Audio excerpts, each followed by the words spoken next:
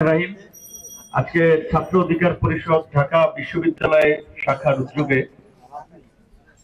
ভয়াবহ ডাকসু হামলার 5 বছর আজকে বিচারহীনতার এই 5 বছর উপলক্ষে স্মৃতিচারণ এবং বিচারের দাবিতে প্রোগ্রাম ছাত্র অধিকার পরিষদের সভাপতি সানাউল্লাহ, সাধারণ সম্পাদক রাকিব সহ নেতৃবৃন্দকে ধন্যবাদ জানাই।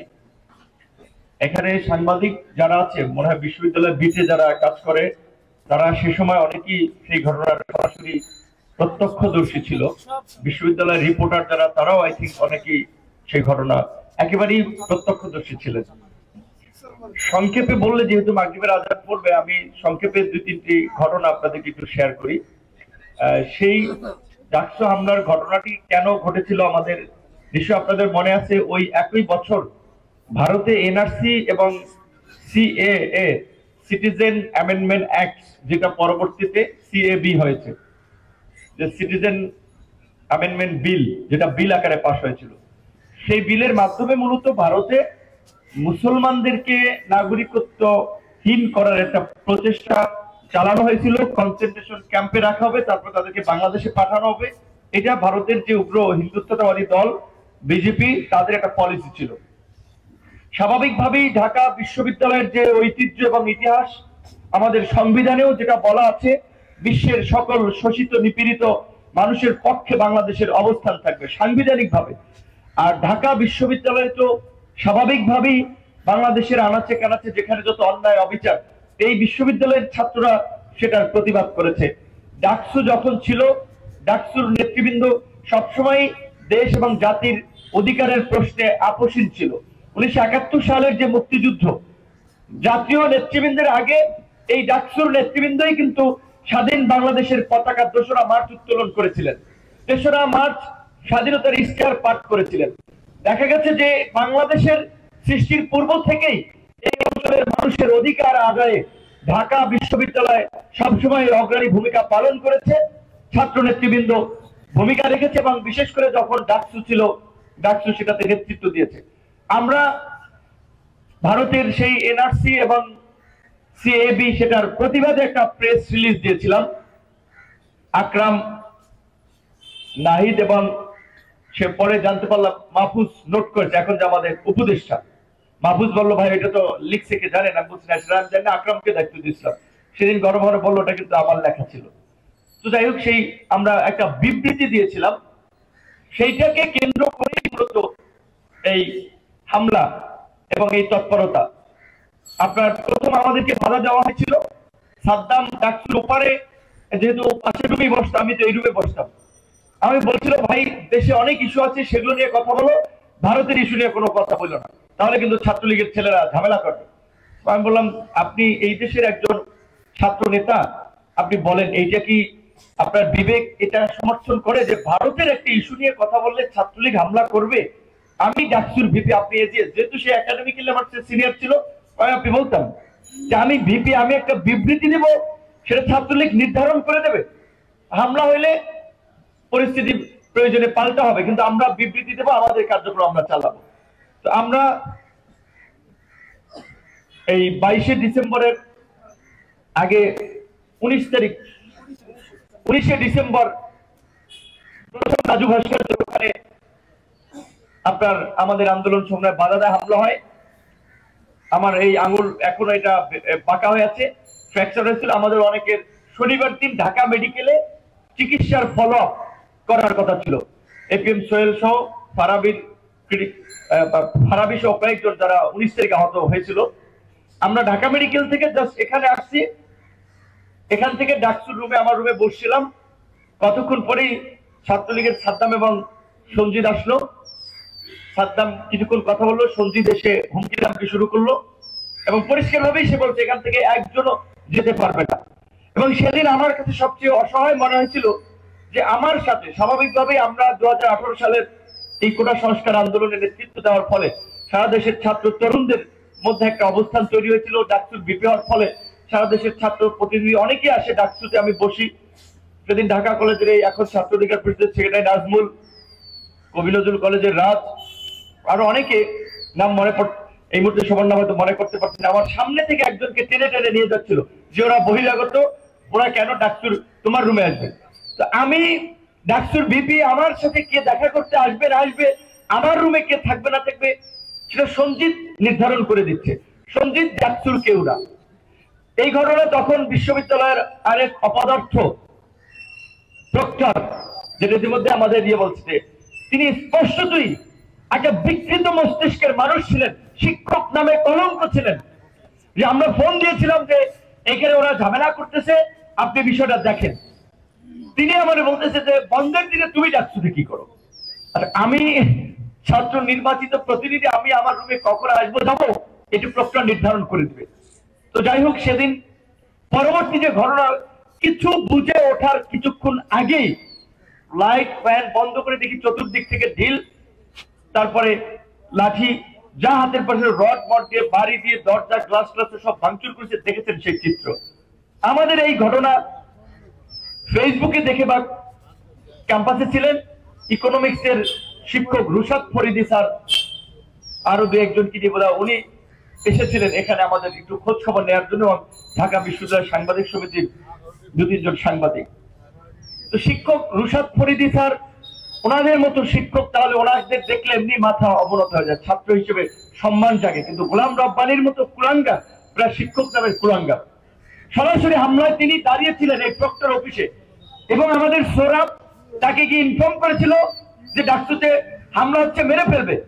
পরে বলছে তুমি ওইদিকে যাইও না। সেসব কিছু মানে অপারেশন তিনি করিয়েছেন থেকে। যেমনি ভাবে শেখ হাসিনার আমলে এই ছাত্রলীগের আরেক কুলাঙ্গার যারা পুলিশে, এটি জিসিএফআই, এনএসএ, বিভিন্ন গোয়েন্দা সংস্থায় ছিলেন, তারা যখন মিলেমিশে নিরীহ আলেম ওলামাদেরকে জঙ্গি বানিয়ে বিভিন্ন বাড়ি ঘেরাও করে জঙ্গি নাটক করত, সেই অপারেশন পরিচালনা করত, ঠিক গোলাম রব্বানী তাই করেছেন। আরেক ঢাকা বিশ্ববিদ্যালয়ের ভিসি ছিলেন আখতারুজ্জামান, ঢাকা বিশ্ববিদ্যালয়ে অনেক ভিসি ছিলেন। মুক্তিযুদ্ধের সময় বিচারপতি আবু সাইদ চৌধুরী ঢাকা বিশ্ববিদ্যালয়ের ভিসি ছিলেন। তিনি জেনেভা একটি কনভেনশনে গিয়েছিলেন। 7ই মার্চের আক্রমণের পরে তিনি, 25শে মার্চের আক্রমণের পরে তিনি ওখানে থাকেন নাই। তিনি বলেছিলেন আমার বিশ্ববিদ্যালয় আক্রান্ত, আমার ছাত্ররা আক্রান্ত, আমি থাকবো না। এবং সেই ঘটনায় তিনি পদত্যাগও করেছিলেন। বিশ্ববিদ্যালয়ের ভিসি, রাজশাহী বিশ্ববিদ্যালয়ের প্রক্টর শামসুজ্জোহা পাকিস্তানিদের বিরুদ্ধে যেভাবে ছাত্রদের রক্ষা করার জন্য দাঁড়িয়েছিলেন, যে তোমার বুলেট আমার ছাত্রদের গায়ে লাগা লাগে, আমার বুকে লাগবে, এরা শিক্ষক, তাদেরকে আমরা দেখেছি। আর এই আওয়ামী লীগ আমলে শিক্ষকদের মধ্যেও যে দানবীয় চরিত্র থাকে, সেটা এই গোলাম রব্বানী, আখতারুজ্জামানদের মাঝে আমরা দেখেছিলাম। কাজেই আমাদের নেতৃবৃন্দ বলেছে, অবশ্যই গত 16 বছরে নিয়মের ব্যত্যয় ঘটিয়ে, অনিয়ম করে যাদেরকে শিক্ষক হিসেবে নিয়োগ দিয়েছে, কর্মকর্তা কর্মচারী হিসেবে নিয়োগ দিয়েছে, তাদের প্রত্যেককে বহিষ্কার করতে হবে। 2018 সালের এই কোটা সংস্কার আন্দোলনে ছাত্রদের দাবি নিয়ে আন্দোলন করতে গিয়ে এই লাইব্রেরির সামনে আপনাদের ফুটবলের মতো আক্রমণ করেছিল, মেরেছিল। সেই হামলাকারীরা পুলিশের এসআই পদে এখনো চাকরি করছেন। লাইব্রেরিতে ছাত্রলীগ নেতা হাফিজ নাকি এখনো চাকরি করে। আমরা দেখেছিলাম, দেখতে চেয়েছিলাম প্রশাসন কি করে। পরিষ্কার কথা, 4 মাসে সরকারের প্রশাসনের যে কর্মকাণ্ড, সেটা খুব সন্তোষজনক না। সেটা বিপ্লবের পরে প্রতি বিপ্লবের ঝুঁকি বাড়িয়ে দিয়েছে। আমাদের পরামর্শ থাকবে, এই ধরনের অভ্যুত্থান এবং বিপ্লবের পরে কিছু শক্ত পদক্ষেপ নিতে হয়। এই ট্রাইব্যুনাল বিচারিক প্রক্রিয়ার এই দীর্ঘসূত্রিতার দিকে না গিয়ে, যারা গণহত্যায় জড়িত ছিল, ফায়ারিং স্কোয়াডে দাঁড়িয়ে তাদেরকে সরাসরি গুলি করে মেরে দেওয়া উচিত। ওই বিচার প্রক্রিয়ায় দেশি হস্তক্ষেপ আসবে, বিদেশি হস্তক্ষেপ আসবে, মানবাধিকার কমিশন আসবে, এনজিও আসবে, অনেক ধরনের তৎপরতা। তারপরে শেষ পর্যন্ত এগুলো করতে করতে আওয়ামী লীগ পুনর্বাসনের সুযোগ পেয়ে যাবে। এবং ওই যে মাস্ক পরে, গামছা পরে, মধুর ক্যান্টিনে এসে রাতে মিছিল করে, ওই আপনার বিভিন্ন জায়গায় দাঁড়ায়, তাই নিরীহ মানুষকে, নিরপরাধ মানুষকে, সাধারণ আওয়ামী লীগার, তাদেরকে ক্ষমা করে দেওয়ার আমরা পক্ষে। কিন্তু যারা গত 16 বছরে এই ডাকসু হামলার মতো ছাত্র দলের অসংখ্য ছেলেকে মেরে রক্তাক্ত করেছে, এই ক্যাম্পাসে এমন কোন ছাত্র সংগঠন নাই যে যারা শিবিরের ছেলেরা ছাত্র দল, তারা ছাত্রলীগের একটা মাইর খায় নাই। ওরা ছাত্র না। কাজে এই রকমের যারা দানব ছিল, তাদেরকে নির্মূল করতে হবে, নিঃশেষ করতে হবে। না হলে এই বিপ্লবের সুফল মিলবে না। প্রশাসনের মধ্যে তাদের অনেক দোষর আছে, কিন্তু এখন পর্যন্ত দৃশ্যমান কোনো ব্যবস্থা নিতে আমরা দেখি নাই। আমরা বলছি যে অবশ্যই সরকারের দুর্বলতা আছে, সেগুলো মোকাবেলা করে আমরা চাই সরকার সফল হয়ে উঠুক। তার জন্য এত ফর্মুলা সংস্কার কমিশন প্রস্তাবনা দিয়ে সবকিছু বিচার বিশ্লেষণ করা যাবে না, কিছু ডাইরেক্ট অ্যাকশনে যেতে হবে। তাই আমরা আবারও বলবো, ভেবে দেখেন। শুধুমাত্র পুলিশের সংস্কারের কথা বলছেন, প্রশাসন, জনপ্রশাসন, নির্বাচন, মানবাধিকার কমিশন, সামরিক বাহিনীরও সংস্কার করতে হবে। 16 বছরে এমন কোন জায়গা আছে যেখানে এই ফাঁসিবাদের দোসররা দায়িত্ব পালন করে নাই, ফাঁসিবাদের বিস্তার ঘটে নাই। সমস্ত রাষ্ট্র ব্যবস্থাকে ঢেলে সাজাতে হবে। তার জন্য নির্বাচন নিয়ে এখনই যারা তাড়াহুড়ো করছেন, আমি মনে করি তারা এই আওয়ামী ফাঁসিবাদের পুনর্বাসনের সুযোগ তৈরি করে দেবেন নির্বাচনের জন্য তাড়াহুড়ো করে। শেখ হাসিনা 16 বছর থেকেছে না, এইবার নাহরাজি বললে 4 বছর থাকতো না। তো এই সরকার যদি 2 বছর থাকে, দেখি না 2 বছর তারা কি করে। সরকারের যে উপদেষ্টা ব্যর্থ হচ্ছে, কোথায় ব্যর্থ হচ্ছে নাম ধরে, কর্মকাণ্ড ধরে তাদের সমালোচনা করুন, প্রয়োজনে তাদেরকে পদত্যাগ করাবো, কিন্তু এই সরকারকে দিয়েই এই গণহত্যার বিচার এবং রাষ্ট্র সংস্কার করতে হবে। এই বিশ্ববিদ্যালয়ে ছাত্রলীগের মতো কোনো দানবীয় সংগঠন যেন তৈরি না হয়, সেজন্য সকল কলেজ বিশ্ববিদ্যালয়ে নিয়মিত ছাত্র সংসদ নির্বাচনের ব্যবস্থা করতে হবে। নিয়মিত ছাত্র সংসদ নির্বাচন হলে মেধাবী ছাত্র রাজনীতির নেতৃত্বে আসবে, ছাত্র রাজনীতির চেহারা বদলে যাবে। কিন্তু আমি এখন দেখতে পাচ্ছি কোন ছাত্র সংগঠন, কোন নেতারা নিজেরা ডাকসুতে ভালো করতে পারবেন না, তাই তারা ডাকসু নির্বাচনের পক্ষে না। ইনিয়ে বিনিয়ে বলছেন যে এই মুহূর্তে পরিবেশ নাই, দরকার নাই, এই সেই। ছাত্র সংসদ শুধু ডাকসু না, ডাকসু সহ সকল বিশ্ববিদ্যালয় কলেজে নিয়মিত ভাবে ছাত্র সংসদ নির্বাচন হতে হবে। তরুণরা রাজনৈতিক দলের লাঠিয়াল বাহিনী হিসেবে আর ব্যবহৃত হবে না। তরুণদেরকে নিজেদের অধিকার আদায়ে জেগে উঠতে হবে। আজকের যে রাষ্ট্র পুনর্গঠনের যে আমরা সুযোগ পেয়েছি, আমাদের এই অন্তর্বর্তীকালীন সরকারের তরুণরা উপদেষ্টা আছে, আগামী রাষ্ট্র ক্ষমতায়ও তরুণদের অংশীদারিত্ব নিশ্চিত করতে হবে। তাই আমাদের তরুণ বন্ধুরা কেউ রাজনৈতিক দল গঠন করতে চাচ্ছেন, খুবই ভালো চিন্তা ভাবনা। আরো 5-7টা দল তৈরি হোক।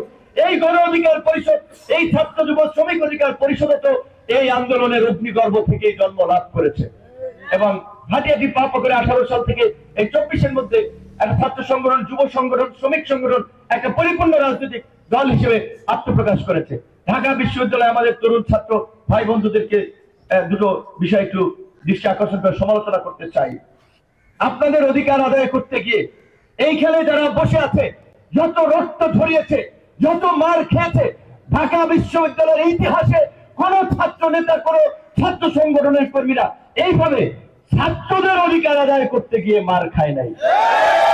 আমরা রাজনৈতিক দলের কোন নেতার মুক্তির জন্য ঢাকা বিশ্ববিদ্যালয়ের প্রোগ্রাম করে নেই, আমরা কোন রাজনৈতিক এজেন্ডা নিয়ে আমরা বিশ্ববিদ্যালয়ের প্রোগ্রাম করে নেই। ছাত্রদের দাবি, হলের ক্যাম্পাসের পরিবেশ, জাতীয় স্বার্থ, সেগুলো নিয়ে কথা বলেছিলাম, বারবার রক্তাক্ত হয়েছে।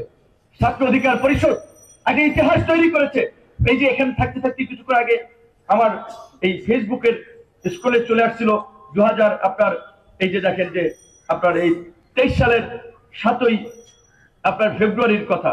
সেদিন ছাত্র অধিকার পরিষদের কাউন্সিল ছিল, রাজু ভাস্কর্যে ছাত্রলীগের না 7 ফেব্রুয়ারি রাজু ভাস্কর্যের ওখানে ছাত্রলীগ দাঁড়াতে দেয় নাই, মোটরসাইকেল নিয়ে পথরোধ করেছে। ঢাকা বিশ্ববিদ্যালয়ের ভাইস চ্যান্সেলরের বাসার সামনে এই যে আসিফ আক্তার, আহনাফ সহ সবাই যারা সেই কাউন্সিলে অংশ নিয়েছিল। সেদিন বলেছিলাম 2024 সালে হাসিনার পতন ঘটবে এবং এই ছাত্র অধিকার পরিষদের নেতৃত্বে পতন ঘটেছে। কাজী আপনাদেরকে এই সন্ধ্যার সময় আবারও বলছি, আগামীর বাংলাদেশ তরুণরা নেতৃত্ব দেবে, তরুণদেরকে এগিয়ে আসতে হবে, তরুণদেরকে রাষ্ট্র পরিচালনার দায়িত্ব নিতে হবে। এই ডাকসু সহ বিভিন্ন ছাত্র সংসদ নির্বাচনের মাধ্যমে সেই তরুণ নেতৃত্বের পথ সুগম করতে হবে। অবশ্যই ছাত্র রাজনীতির নামে যে অপরাজনীতিগত 16 বছর চলেছে, সেই কোনো অপরাজনীতিতে এখন আর শিক্ষার্থীরা সমর্থন করবে না, কারণ এখন আর শিক্ষার্থীরা জিম্মি নাই কারো কাছে। সুতরাং যারা ছাত্র রাজনীতিও করবেন, ছাত্র সংগঠন, তাদেরকেও শিক্ষার্থীদের পালস বুঝতে হবে। জাতীয় স্বার্থ, জাতীয় রাজনীতির চেয়ে ক্যাম্পাস কেন্দ্রিক আপনাদেরকে সক্রিয় হতে হবে, শিক্ষার্থীদের সুযোগ সুবিধা নিয়ে কাজ করতে হবে। বিশেষ করে ঢাকা বিশ্ববিদ্যালয়কে আমি মনে করি শতভাগ মানসম্পন্ন আবাসিক বিশ্ববিদ্যালয়ে রূপান্তর করা এখন সময়ের দাবি। আমরা গণরূপে যে অমানবিক পরিবেশে থাকি, তার মধ্যে থেকে বিসিএস ক্যাডার হচ্ছে, গবেষক হচ্ছে, ভালো ফলাফল করছে, ভালো বিশ্ববিদ্যালয়ে চান্স পাচ্ছে, এটা আমাদের জন্য সৌভাগ্যের। এটা অমানবিক এই পরিবেশে বিশ্ববিদ্যালয়ের ছাত্ররা থাকে না, তাও ঢাকা বিশ্ববিদ্যালয়ের মতো ছাত্ররা, শুধু ঢাকা বিশ্ববিদ্যালয় না, আমি মনে করি আমাদের এই প্রত্যেকটি পাবলিক বিশ্ববিদ্যালয়গুলোর পরিবেশ উন্নত করা দরকার এবং ছাত্রদের আবাসন, খাদ্য যা খায় একটা মুরগির টুকরা, পাতলা ডাল, মোড়া হলুদ মরিচ গুলা নিয়ে আসছে, এগুলো খাইয়া তার মাথায় মানে শরীর স্বাস্থ্য কি ঠিক থাকবে? পুষ্টি নাই তো খাবারে, পুষ্টিহীনতা। সেটা ছাত্রদের সবজি, মাছ, মাংস, ডাল প্রয়োজনে খাবারে ভর্তুকি দিতে হবে। সরকারের হাজার হাজার কোটি টাকা লুটপাট করে দুর্বৃত্তরা নিয়ে যাচ্ছে, আর বিশ্ববিদ্যালয়ের ছাত্রদের একজন ছাত্রের পেছনে যদি বছরে 5-7 হাজার টাকা সরকার ভর্তুকি দেয়, ওইটা ভর্তুকি না। শিক্ষায় ভর্তুকি দিলে সেটা আপনার ভর্তুকি না, সেটা ইনভেস্টমেন্ট, সেটা ফিরে আসবে। তাই আমরা অবশ্যই ছাত্র অধিকার পরিষদকে বলবো, এই ডাকসু নির্বাচনের দাবিতে আপনাদেরকে সোচ্চার হওয়া দরকার, কর্মসূচি করা দরকার, ছাত্রদের মধ্যে জনমত তৈরি করা দরকার। আমি যে আলামত দেখতে পাচ্ছি, নির্বাচন নাও হতে পারে, যেটা দেখতে পাচ্ছি তৎপরতা, সে বিষয়ে আপনাদের অন্যান্য ছাত্র সংগঠনের সাথে নিয়ে আলাপ করা দরকার। শতভাগ আবাসন নিশ্চিত করার জন্য প্রয়োজনে এই সরকার, এই যে আপনারা যে বাংলাদেশ 71-এ যেমনি ভাবে এই বাংলাদেশকে একটা স্বাধীন সার্বভৌম ভূখণ্ড হিসেবে এই জাতিকে ঢাকা বিশ্ববিদ্যালয় উপহার দিয়েছিল, এইবারও এই ঢাকা বিশ্ববিদ্যালয়ের নেতৃত্ব দিয়েছে, অংশগ্রহণ সমস্ত প্রাইভেট পাবলিক সব ছাত্ররা করেছে, নেতৃত্বটা সবসময় ঢাকা বিশ্ববিদ্যালয় থেকে এসেছে, এটি স্বীকার করতে হবে। সুতরাং আপনাদের এই অভ্যুত্থানের পরে শতভাগ আবাসন দাবি করা অত্যন্ত যৌক্তিক। আপনারা শিক্ষা উপদেষ্টাকে বলবেন পরিষ্কার ভাবে যে নতুন বছরের মধ্যে ঢাকা বিশ্ববিদ্যালয়ের শতভাগ আবাসিক নিশ্চিত করার জন্য ভবন এবং গবেষণার জন্য পর্যাপ্ত বরাদ্দ নিশ্চিত করতে হবে। আপনারা আশা করি সেই দাবি আদায়ের ছাত্রদের পাশে থাকবেন, ছাত্রদের জন্য কাজ করবেন। ছাত্র অধিকার পরিষদ এগিয়ে যাক, আগামীর বাংলাদেশের নেতৃত্ব দেখ, সেই প্রত্যাশায় শেষ করছি। আল্লাহ হাফেজ।